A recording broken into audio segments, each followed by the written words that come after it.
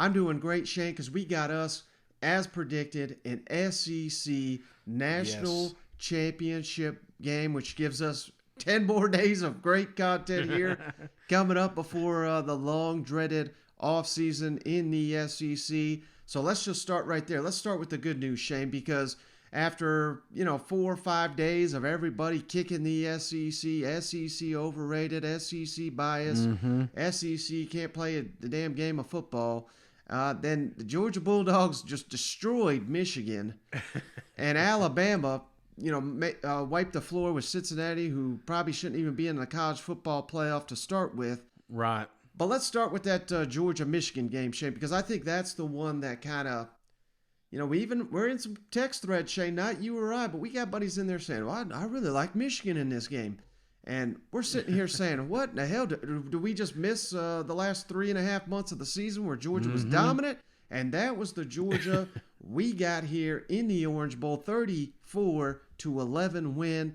And, Shane, Michigan, their offensive line won the Offensive Line of the Year award. I thought these were some good offensive linemen. Hell no. 88 rushing yards, a lot of that in junk time. The quarterback that I told you was terrible, he was terrible. 106 passing yards, 2 interceptions. And then the mailman, Stetson Bennett, probably played the best game of his life, Shane. 310 passing yards, 3 touchdowns. And, this is a guy that we've given credit to all season, but this was his best job, I think, all year. Todd Monken, Georgia offensive coordinator. They opened the game with 5 straight scoring possessions, including a touchdown right out the gate. Jim Harbaugh, Michigan, won the coin toss. They said, we'll kick to Georgia. Well, that was a hell of a mistake because once Georgia went up, they never relented. And, this was just an ass whipping, and Georgia controlled it from the opening kickoff. What was your thoughts on Georgia just making easy work of Michigan?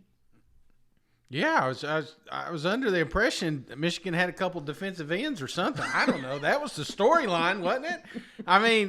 They painted a pretty picture. Michigan's going to come in there. They're going to give Georgia everything they got. These 2 defenders, oh, my God, they're the top 10 NFL draft picks. This, blah, blah, blah. And about 10 minutes in, I'm like, this ain't even going to be a ball game, Mike. Georgia just came in there, got their job done, man. And I think the storyline for me was Stetson Bennett, brother. I give him a hard time. Gave him a hard time after that Alabama game. But, what he was able to do with those legs made those defensive ends not a threat at all. Some of those plays, there was that one in particular where you think he's getting sacked. Next thing you know, he's running for 20 yards. It's just this team was playing balls out. And Stetson, what I liked about it is just his patience in the pocket too. There was a couple of times some people were breathing down his neck, and he was able to capitalize down the field. Some dimes. So that's what I like, just the poise that I saw from Stetson. This defense did not disappoint. Yes, those the Michigan mobsters, that I saw a video of them coming in. They had shirts that said "Run the damn ball," and then it says 39 yards later. Oh, man, Michigan didn't belong on the field with the Georgia Bulldogs, and it was quite obvious, especially there at half, Mike. Yeah, without a doubt. Georgia, 4 sacks, 7 tackles for loss, the 2 interceptions we mentioned. They just destroyed them, like we said. And this was a prove-it game because, coming after that Alabama game, a lot of people had questions. Maybe this Georgia defense overrated. The same unit everyone was hyping up, greatest defense of all time. They clearly didn't look like it in the SEC championship. They found a way to bounce back. Stetson Bennett, like you said, story of the game. Let's not overlook the fact Brock Bowers, Shane. At this point, we're not amazed by him anymore. But my goodness, Shane, when he takes the field, I know he's a true freshman, but he looks like he's ready for the NFL right now. Too bad for him. He's got to wait 2 more years. You know what? But, he was making plays left or right. Alabama did a good job kind of, for the most part, I wouldn't even say corralling him, but they just kind of covered. They did their best covering him. It looked like Michigan, maybe they were just unable to guard him, but he had his way in this one. James Cook had himself a hell of a day, and when they utilized Cook in the passing game like they did in this matchup, it's just another weapon for Stetson Bennett and company. And man, this is the championship. When we watched the This is it. SEC championship, we thought, there's clearly no teams better than Alabama, Georgia, and I'm just thankful Right. that we're getting it. You know what? Yeah, I mean, this is like we had to do this. We had to get this over with. It's like when you look at the Michigan, when you look at the Cincinnati, it's just like, okay, yes, we have to do this, but then let's get down to it. The SEC championship was the best game of the year. The national championship is going to be a repeat, and these two teams are playing the best football they've played in a long time. So I think it's going to be a monumental game, and it starts with the rebound from Georgia, because a lot of people thought that they were going to be down. A lot of people thought that they could have a little hangover, that Michigan could give them a fit. But, man, I don't know about you, Mike, but I'm walking away from that game saying, you know what, Georgia's back. There's a reason that they are favored to win the national championship right now. That front was nasty. I mean, they were thin at defensive backs, and it didn't matter because they didn't have time to get it down the field. So there's little things like that. The running game, the way they were able to move the chains, and they didn't show too much. That's another thing. I was afraid that this game was going to be, we've seen some of this in college football playoffs, like the Oklahoma when they played against Oklahoma. They had to show everything, so there was nothing to hide coming into a national championship game. It felt like they didn't need to do that this week, and I think that's beneficial, especially for the time when they play Bama again.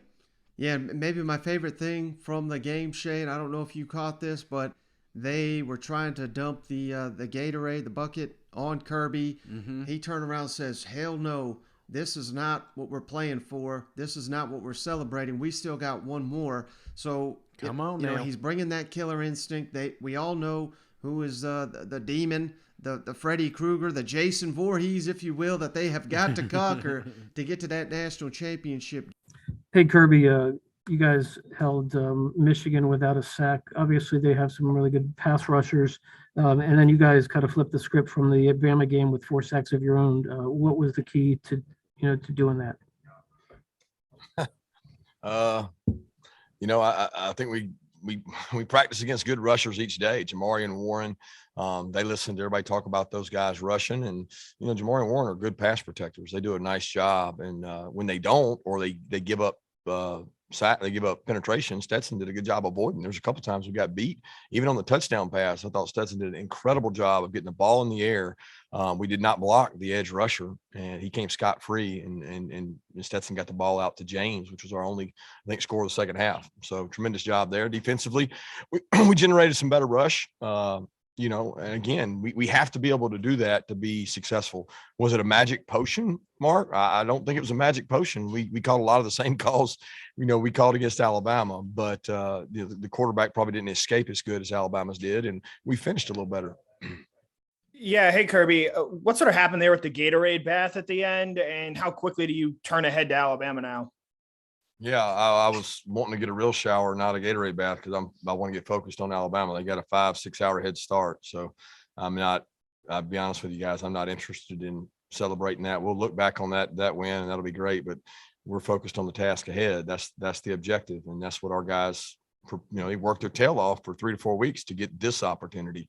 And it was a 1-game season, and now it's another 1-game season. I'm not focused on Gatorade baths. Kirby, obviously, as that game gets out of hand, they're not really running the ball. But in the early going, is it any added juice for your defense for a team to face a team that really wants to run the ball? And they say that, they came out early before the game with shirts that said "run the damn ball" on it. I don't know. I mean, there was a little chip on the shoulder of those defensive guys. I mean, their offense coordinators, the Royals Award over Coach Lanning, who we think did a hell of a job, and their offensive line, Joe Moore Award, and you know what? There's somebody that made that decision that's a lot smarter than me. But we got a hell of an offensive line too, and our guys played with a chip on their shoulder tonight. As DK did on defense, and all the defensive guys did, and they were kind of backed up by a great offensive effort. Kirby, this is the first time this year your team has had to bounce back from a defeat and face some questions. I'm just wondering if, what this game proved to you and if it answered any questions that you might have had about this team. I really never had questions. I hate to say that, but I never had questions about this team. The resiliency, the bounce back, the amount of character. I've seen it all year. We didn't play well, and we turned the ball over and didn't get any turnovers and played poor in the red area. I mean, like you can list all the things we did in the last game. That's all our kids have heard about for 3 weeks. You know, our focus has been on, okay, what can we get better at? Where can we turn our energy? Because it does no good to look backwards. It only does good to look forward. And who is our opponent? We always say you can't let a loss beat you twice. And we didn't let that happen today. And now we get to focus our energy on a really good football team. And that's where we'll turn our head and attention now.